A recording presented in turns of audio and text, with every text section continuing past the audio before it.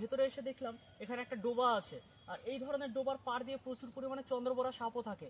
আর এই যে দেখতে পাচ্ছি না যে বাঁশের এই পাতাগুলো, এই পাতার মধ্যেই তারা একদম পুরো গা ঢেকে লুকিয়ে থাকে, আর তাদেরকে একদমই দেখা যায় না যতক্ষণ না পর্যন্ত তারা চলাফেরা শুরু করছে। তা আমাদের এখানে খুব সাবধানে চলতে হবে আর পোকামাকড়ের খোঁজ করতে হবে। এই বাঁশগুলো এমন ভাবে হয়ে আছে আমরা যেদিকেই তাকাচ্ছি চারিপাশের ফ্রেম সব একই রকম দেখতে লাগছে, আর যেটার ভয় পাচ্ছিলাম সেটাই হলো।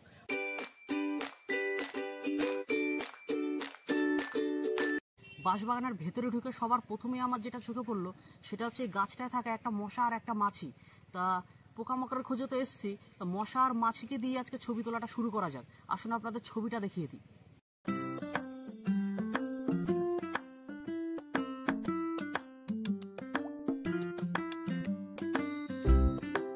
বাঁশবাগানের ভেতরে পথ চলতে চলতে আমার নজর পড়লো এই ছোট্ট একটা গাছের উপরে। দেখতে পেলাম এর মধ্যে একটা মাকড়সা আছে যে খুব ছোট্ট একটা জাল বুনে বাসা বেঁধে রয়েছে। তার চেষ্টা করব এরই কিছু ছবি তোলার। আপনাদের ছবিটা একবার দেখিয়ে দিই।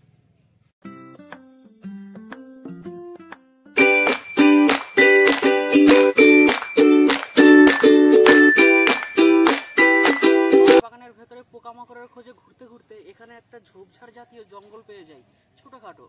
তা এইটার আমি আশা করি না, আমি ভেবেছিলাম পুরোটাই হয়তো একটা বাঁশবাগান হবে। তা দেখে নেওয়া যাক এইখানটায় আমরা কি কি পোকামাকড় পাই।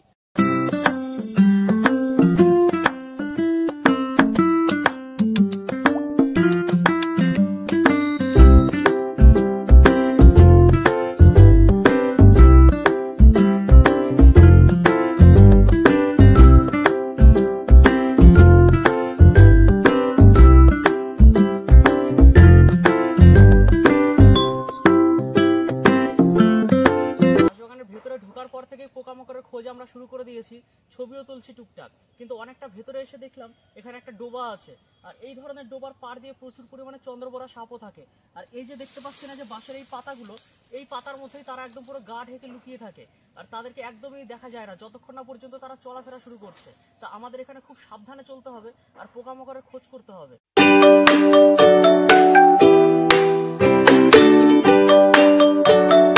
ভেতরে প্রায় 1 কিলোমিটার হাঁটার পরে আমরা এখানে একটা আম বাগান দেখতে পেলাম।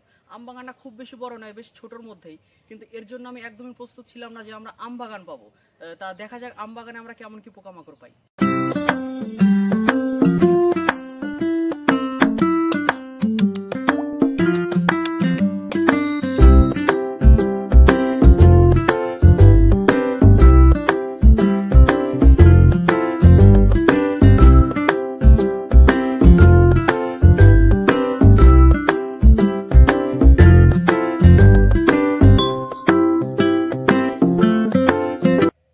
ভেতরে হাঁটতে হাঁটতে আমরা প্রায় 2 কিলোমিটার মতন ভেতরে ঢুকে পড়েছি।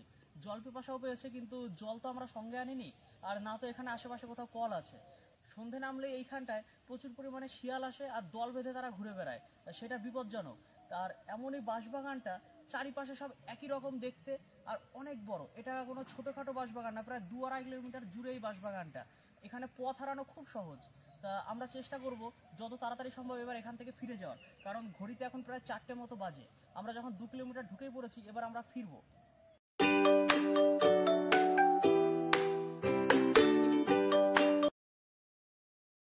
আমরা পোকামাকড়ের ছবি তোলার শেষে বলেছিলাম যে এই জঙ্গলে পথ হারানো ভীষণ সহজ, কারণ এই বাঁশগুলো এমনভাবে হয়ে আছে আমরা যেদিকেই তাকাচ্ছি চারিপাশের ফ্রেম সব একই রকম দেখতে লাগছে, আর যেটার ভয় পাচ্ছিলাম সেটাই হলো, আমরা পথ হারিয়েছি। আমাদের হাতে আর প্রায় 1 ঘন্টার মতো টাইম আছে। সন্ধে হলে এখানে শিয়ালরা আসা শুরু করে দেবে। 1 ঘন্টার মধ্যে আমাদের যেভাবেই হোক এখান থেকে বেরোতে হবে। বাঁশবাগানের ভেতরে আমরা একই জায়গায় গোল গোল ঘুরছি, কিন্তু আমরা বুঝতে পারছি না। একই জায়গায় যখন আমরা দ্বিতীয়বার আসছি তখন আমরা বুঝতে পারছি যে এই জায়গা দিয়ে আমরা প্রায় 15 মিনিট মতন আগেই গেছি। তা কিন্তু এখন প্রায় 1/2 কিলোমিটার একই জায়গায় ঘোরার পরে দূরে একটা জলাশয় মতন দেখতে পেলাম, যেটা আমরা প্রায় 300 থেকে 400 মিটার আমরা হাঁটার পরে এই একই জলাশয়টা আমরা দেখতে পেয়েছিলাম। আমরা এই জলাশয়ের ধার দিয়েই এগোনোর চেষ্টা করব, দেখা যাক কোনো রাস্তা পাই কিনা।